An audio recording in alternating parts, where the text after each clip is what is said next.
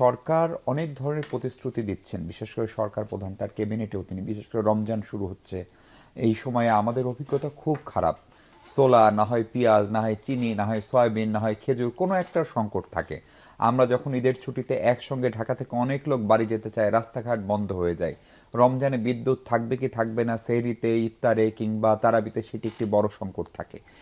আজকে সরকার প্রধান এই প্রত্যেকটা বিষয়কেই তার প্রশাসনকে, সচিবদেরকে, মন্ত্রীদেরকে সুস্পষ্ট নির্দেশনা দিয়েছেন।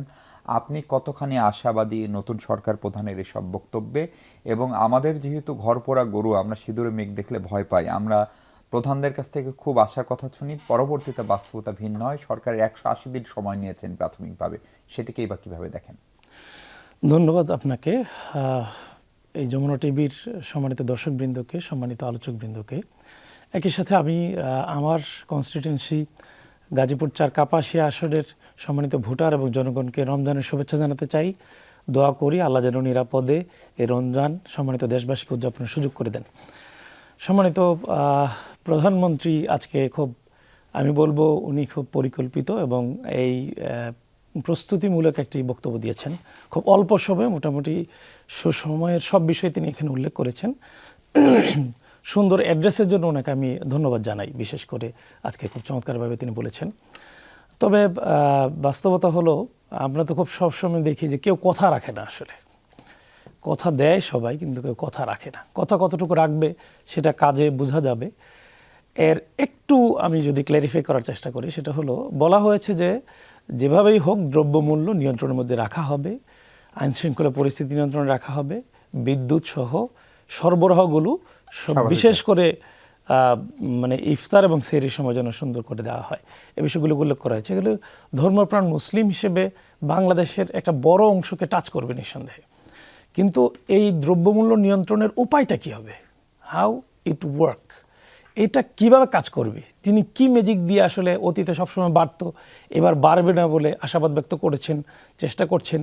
এরকম দু একটা এক্সাম্পল যদি আসতো, এরকম কোনো অর্ডার যদি আসতো, তাহলে বোঝা যেত। দেখেন, একজন মন্ত্রী, ধর্মমন্ত্রী, তিনি বক্তব্য বলেছেন যে এবার সিন্ডিকেটকে সমুদ্রে ফেলে দেওয়া হবে।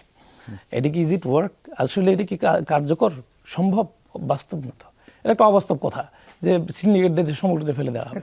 আর ফেলে দিলে মানে ফেলে দিলে আসলে কি, মনে করেন আপনি একজনকে ফেলে দিলেন, ফেলে দিলে কি আসলে সমস্যাটা সমাধান হয়ে যাবে?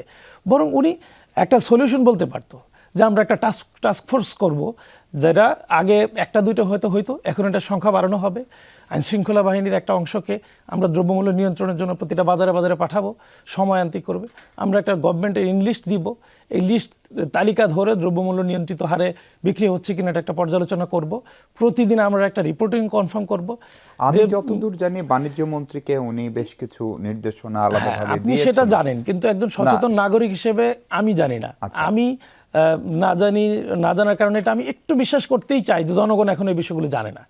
জানলে আমি একটু বলি, যিনি বিক্রেতা তিনি কিন্তু প্রথম দিনেই মানে আপনি মূল্যায়ন করার জন্য একদিন আসলে কতখানি যথেষ্ট? আমি কিন্তু ওই সরকারের কাজকে মূল্যায়ন করছেন। আমি ওনার ভাষণটা, যে বক্তব্যটা যেটা দিল, এই মেসেজে তিনি কিন্তু উল্লেখ করেছেন যে ক্রেতা, বিক্রেতা, ভোগকারী যারা আছে সবাই আমাদের, আমরা সবার সাথে নিয়ে চলতে চাই, এইভাবে কথা বলেছেন।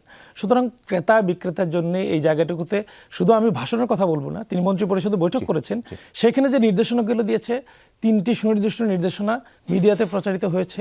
পরবর্তীতে মন্ত্রীরা বাইরে এসে কথা বলে সাংবাদিকদের বলেছেন। এই জায়গাগুলোতে কিন্তু এই পদ্ধতিগুলো নিয়ে কোনো কথা বলা হয়নি। যদি বলা হতো তাহলে আজকেই কিন্তু বাজারে এটার একটা ইম্প্যাক্ট পড়তো।